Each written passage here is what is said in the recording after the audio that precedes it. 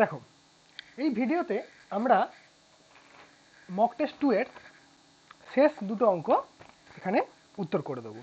ঠিক আছে, প্রথমে আমাদের 18 দাগের অঙ্ক যেটা বাকি আছে সেই 18 দাগের অঙ্কটা আগে দেখি।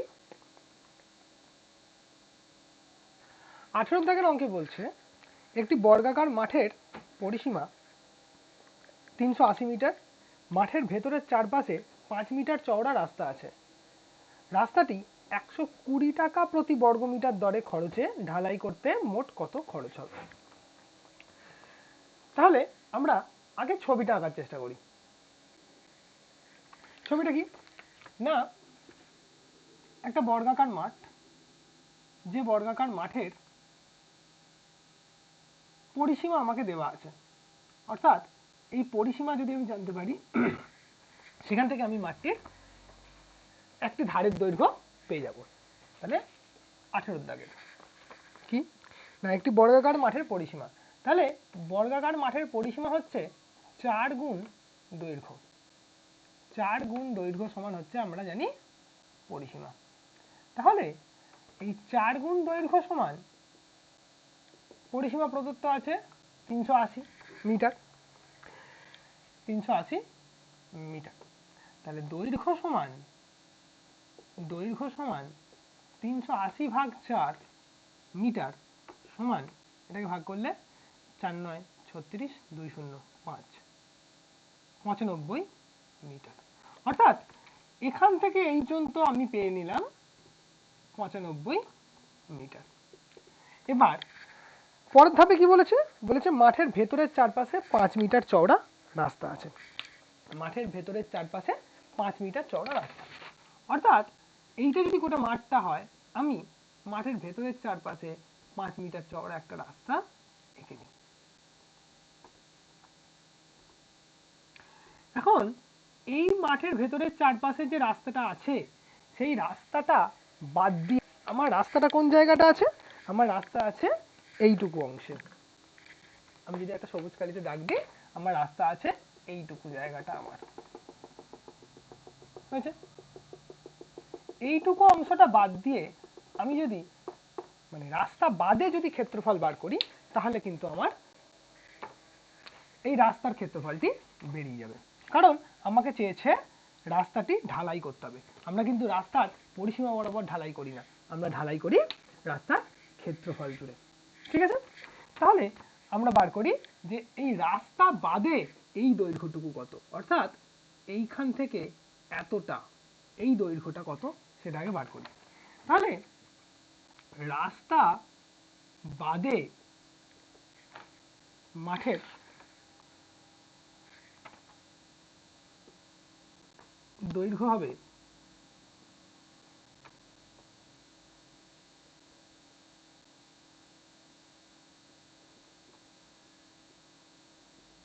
দৈর্ঘ্য হবে 95 বিয়োগ, এখানে একটা জিনিস খেয়াল করো, রাস্তা যখন আমি বাদ দিচ্ছি তখন এই মোট 95 থেকে আমার এইখানে একটা 5 মিটার চওড়া আছে আর এইখানে একটা 5 মিটার চওড়া আছে, অর্থাৎ এই 5 মিটারটা বাদ যাবে, তবে আমি এই রাস্তা বাদে এই দৈর্ঘ্যটা পেয়ে যাব, সমান 2 গুণ 5, অর্থাৎ 95 বিয়োগ 10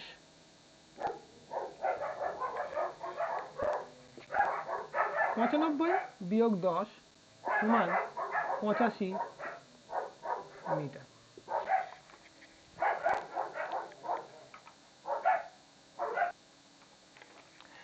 তাহলে আমার দুটো জিনিস দরকার, একটা কি, একটা হচ্ছে রাস্তা সহ বাগানের ক্ষেত্রফল, আর একটা হচ্ছে রাস্তা বাদে বাগানের ক্ষেত্রফল। তাহলে এই দুটো জিনিস আমি আগে বার করি। তাহলে সরি, মাঠ, বাগান নয়, এখানে মাঠ। তাহলে রাস্তা সহ মাঠের ক্ষেত্রফল, মাঠের ক্ষেত্রফল 95 আছে, তাহলে 95 গুণ 95 বর্গমিটার সমান, এখানে একটা ট্রিক একটু বলে দিই যে এই গুণটা আমরা কিভাবে করব। এই 95 কে কিন্তু 95 দিয়ে গুণ করার ক্ষেত্রে আমরা একটা শর্ট ট্রিক নিতে পারি। কি, এখানে দুটোক্ষণ শেষে 5 আছে, একটা কাজ করব, 5 5 এ 25 বসিয়ে দেবো, 5 5 এ 25 বসিয়ে দেবো, 9 এবং তার পরের সংখ্যা, 9 এর পরের সংখ্যা 10, তাহলে 9 এবং 10 এর গুণফল 90, তাহলে 90 25 অর্থাৎ 9025 বর্গমিটার। একইভাবে রাস্তা বাদে মাঠের ক্ষেত্রফল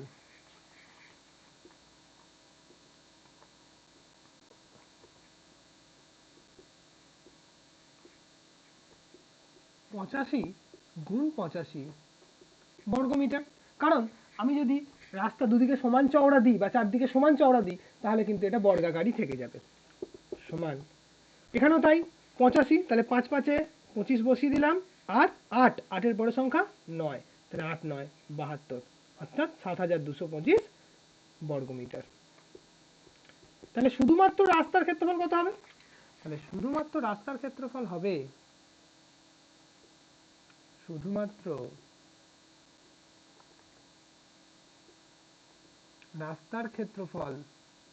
হবে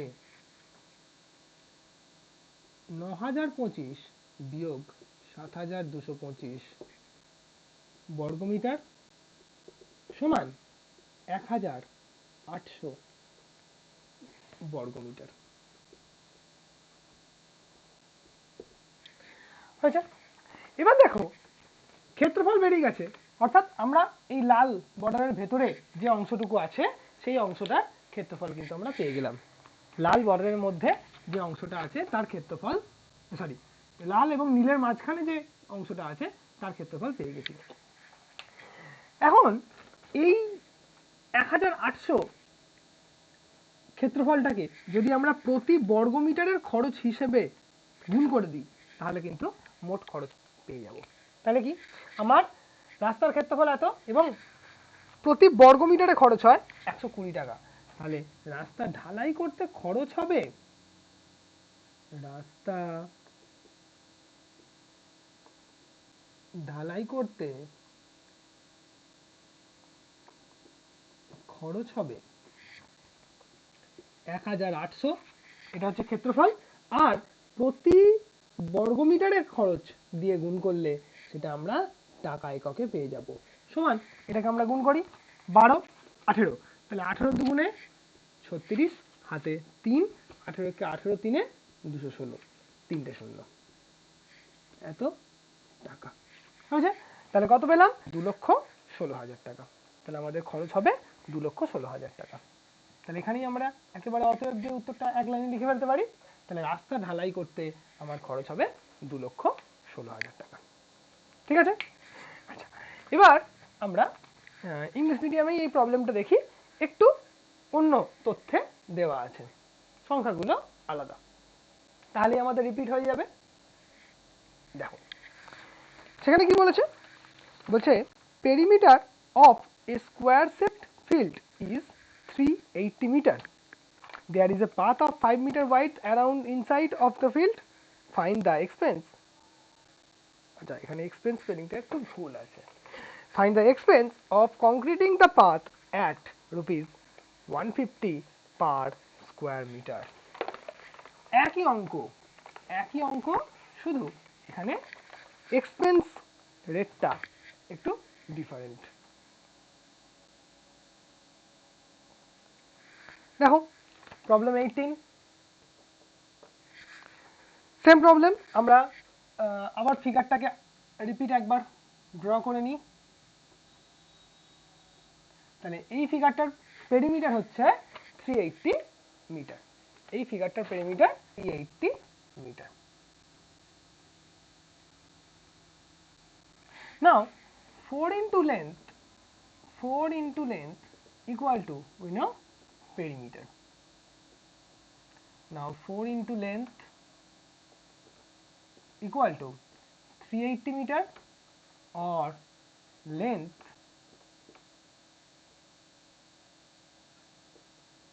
equal to 380 by 4 meter, that is 95 meter. So this length is 95 meter. Okay. Next condition is there is a path of 5 meter wide around inside of the garden sorry field. তাহলে around inside means this type, আমরা ভেতরে construct করব।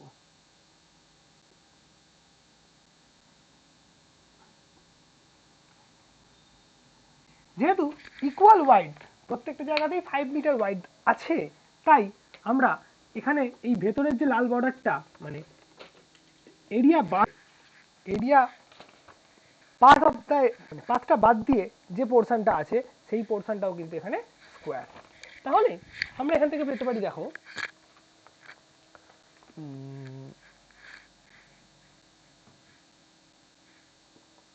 length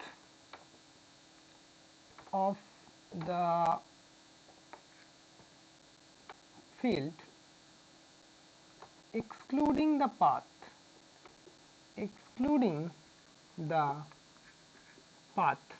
is 95 minus 2 into 5. Why? Here 5 and 5, this part are subtracted from the entire length. এই লেন্থটা থেকে আমি যদি এই লেন্থটা minus করি, 5 5 করে বাদ দিই, তবেই আমি এই রেড সাইডের লেন্থটা পেয়ে যাব। তাহলে সেটাকে বার করার জন্য আমি 95 থেকে 2 into 5 মানে 5 মাইনাস করলাম, that is 85 meter. Now area of the field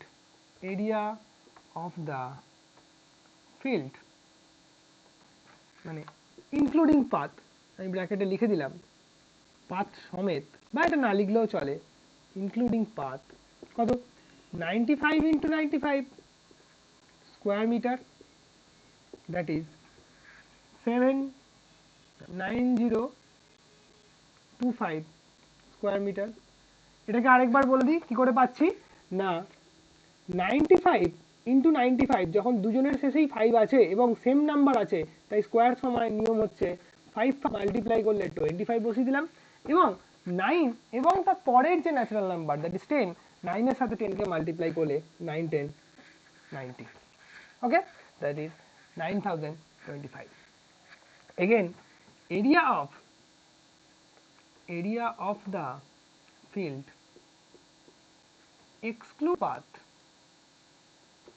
excluding path equal to 85 into 85 square meter, that is 25 8972 square meter. So area of the path, এখানে only পাথের area of the path is 9025 minus 7225 square equal to 1800 square meter. Then the expense of concreting the path, what is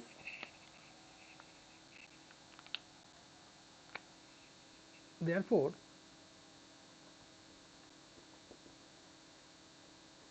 expense of concreting the path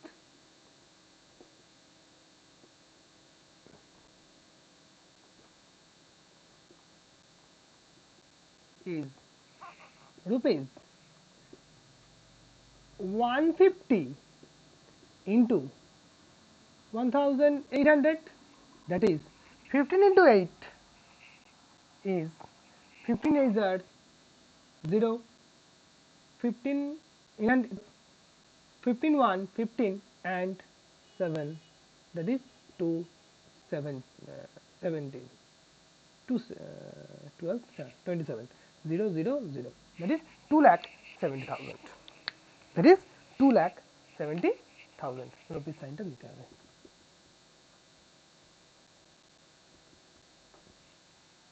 আচ্ছা, এই হলো আমার 18 এর solution. বেশি কিছু নয়, আমার যেটুকু দরকার আমি সেটুকু ক্যালকুলেশন করব, করে কিন্তু তার উত্তরটুকু দিয়ে দেবো, তাহলে কিন্তু আমার কাজ হয়ে যাবে। নেক্সট প্রবলেম দেখো, নেক্সট প্রবলেম কি আছে, বাংলা মিডিয়ামে পরের সমস্যা আছে, একটি 2 অঙ্কের সংখ্যার দশক স্থানীয় অঙ্ক হচ্ছে বি এবং একক স্থানীয় অঙ্ক এ, তাহলে সংখ্যাটি কত? এটা একটা বীজগণিতের সমস্যা। একটি 2 অঙ্কের সংখ্যার একক স্থানীয় অঙ্ক এ এবং দশক স্থানীয় অঙ্ক না হ্যাঁ একক স্থানীয় অঙ্ক এ এবং দশক স্থানীয় অঙ্ক বি হলে সংখ্যাটি কত হবে? দেখো, আমরা কোনো সংখ্যা যখন লিখি, ধরো আমরা বাংলায়, আচ্ছা এটা 19-এর দাগের সমস্যা, বাংলায় যদি আমরা এরকম একটা সংখ্যা লিখি 98, এটাকে মানে কি, আমরা এটাকে পড়ার সময় পড়ি এরকম না যে 8, 10, 9, অর্থাৎ 8, 10, 9 মানে কি, সংখ্যাটা দশকের ঘরে 8 এবং 9-এর ঘরে, এককের ঘরে 9। তাহলে আমরা যদি এখন কোনো সংখ্যার একক এবং যদি এখানে দশক সংখ্যাটা যদি এরকম হয়, এটা বি এটা এ, তাহলে আমরা লেখার সময় কিভাবে লিখতে পারি? এইটাকে যেমন আমরা লিখেছি, দেখো 8 গুণ 10 যোগ 9। অনেকেই বলবে স্যার এটা তো পাশাপাশি বসে গেছে, তাহলে তো আমরা পাশাপাশি বসিয়ে দিতে পারি, কিন্তু না, আমরা পাশাপাশি বসলেও বাংলায় মানে আরবিক যে সংখ্যামালা আমরা লিখি তাতে কিন্তু এরকম পাশাপাশি বসানো যায় ইন্দো আরবিকে, কিন্তু অ্যালজেব্রিক ওয়েতে আমরা কিন্তু যদি পাশাপাশি এটা বসিয়ে দিই তাহলে কিন্তু এটা বি ইন্টু এ বুঝিয়ে দেয়, সুতরাং এটা আমরা লিখতে পারবো না, এই অঙ্কটা নিয়ে আমরা এটা লিখতে পারবো না, সম্ভব না। কেন? তাহলে এটাকে কিভাবে লিখবো না, দশকের ঘরে যেহেতু বি আছে, আমরা এরকম ভাবে লিখবো যে সংখ্যাটি হবে, খুব সিম্পল, দশকের ঘরে বি, তাই বি কে 10 দিয়ে গুণ করে দাও এবং এ যোগ করে দাও, ঠিক এই রকম দশকের ঘরে যে অঙ্কটা থাকবে তাকে 10 দিয়ে গুণ করে দাও এবং এ যোগ করে দাও। এটাকে যদি আমি একটু ঠিক ভাবি, 10b প্লাস এ হয়েছে, 10b প্লাস এ। ইংলিশ মিডিয়ামেও সেম, আমাদের একই প্রবলেম দেওয়া ছিল, দেখে নেওয়া যাক একবার প্রবলেমটা। English medium problem, a 2-digit number having ones place A and tens place B, write the number. Same, তাহলে এখানেও তাই, আমরা যে কোনো নাম্বারকে যদি আমি একটা another number find up করি, that is 72, তাহলে এটাকে লিখতে পারি আমরা 7 into 10 plus 2. Okay, now tens place and ones place যদি আমাদের এই রকম থাকে যে B R A, therefore the number is